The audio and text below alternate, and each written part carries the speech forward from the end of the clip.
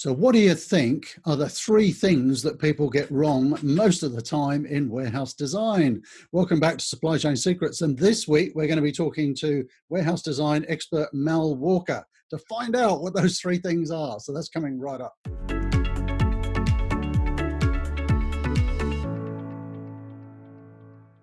So this week, we've got Mal Walker with us, who's no stranger to the channel. Welcome back, Mal. Thanks, Rob. Good to be here. So we want to hear, what are the three things that people make mistakes about in their warehouse design? Okay, well, look, thanks, Rob. One of the biggest things is that often people will go and choose a warehouse because it might be available. They see it advertised in the media. They go and choose a warehouse and without considering what they're actually doing inside it. So one of the things that I would normally advocate is that people would do their homework before they start to look for a warehouse. And that would include looking at what type of equipment they would put into that warehouse, what type of storage they will need, what are the volumes moving in and out. And to have a good idea about that, because in a sense, we design from the inside out. And if we get a warehouse before we do that process, we may be getting a warehouse that's too small, or alternatively, too large. And both of these pose problems in the future. So it's really important that companies consider what is happening, what are the operations, and design accordingly.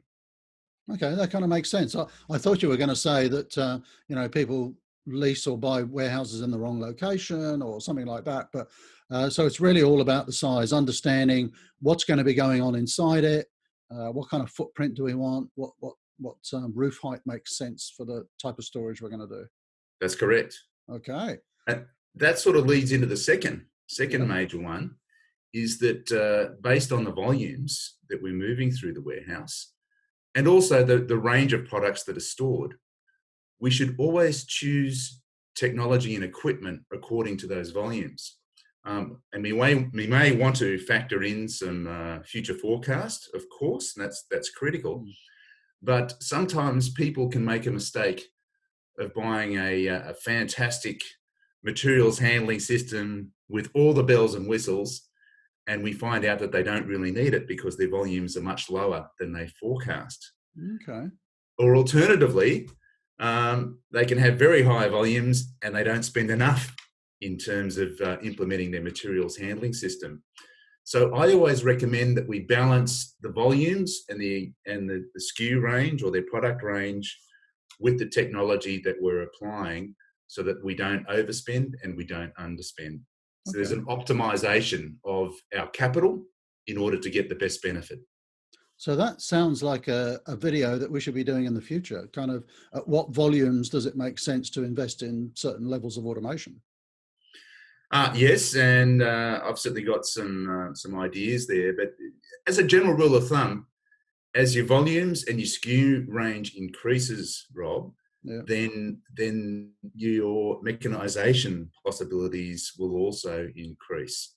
As your volumes are low and your SKU range is low, then you may have a more manual type system. Yeah. So there's somewhere between the low volume and the high volume systems, there's a materials handling system that would suit for every particular customer. I suppose there's a caveat here though, isn't it? Because we're based in Australia. We do warehouse designs, which are sort of fairly high tech, all that kind of stuff. I should point out Mal Walker is our lead warehouse designer. But if we're designing warehouses in parts of Southeast Asia or Mongolia or places like that, the sort of cost dynamics are different, aren't they? Because we put in technology because it helps us reduce labor costs. But in some countries, it might actually be cost effective to keep it simple and just have lots of labor. Well, that's correct. I did some work in Asia fairly recently where the cost of labor is obviously a lot lower than Australia, where we live. And so therefore the economics of a solution there are totally different from what we might otherwise do in Australia. So we have to look at that very carefully and take into account the local conditions and economics as well. Yeah, okay. So that's two. What's number three? Okay, here's one. When we're embarking on a warehouse project, it's important to, in a sense, become detectives We need to understand everything that's happening in an operation. You know, what are the people doing? What are the movements? What are the flows? What data is available? What are the day-to-day transactions? What's coming in? What's going out? What's being returned? And also, is there some value-adding type processes happening in the warehouse? So we need to consider all of that. We can't do that in a vacuum. You can't do it with just one or two people. You need to be speaking to forklift, truck driver, right through to the managing director, in order to understand all of those dynamics and what is likely to happen in the future for that particular business. And then maybe some outside people, some materials handling equipment vendors. We may also talk to some architects or builders, and we try and get as many inputs as we can during the design phase so that we get it right. You know, often we only have one shot at it, but we want to look at it and make sure that we take all of that into consideration. Okay. So we do need to consult widely to make sure that we come up with the optimal design. Okay, so that's number 3. Number 3, but I might just share one other tip if I can. Yeah, okay. And this is around an acronym, FACT or FACT. We need to consider very carefely when we're designing. We've done a video on this, haven't we? I think we have, yes. We have. We'll put a link to it up here, but remind us, yeah. Okay, FACT. First one, flow. We need to consider the flow of a facility. How's it going to work? How can we optimize the flow? And often I suggest that we organize a one-way flow if we can. Not always achievable, but as a general rule of thumb, that's important. So we consider the flow. The second thing is accessibility, A for accessibility. And in any design these days, we want to make sure that we've got unfettered access to all of the stock at all times.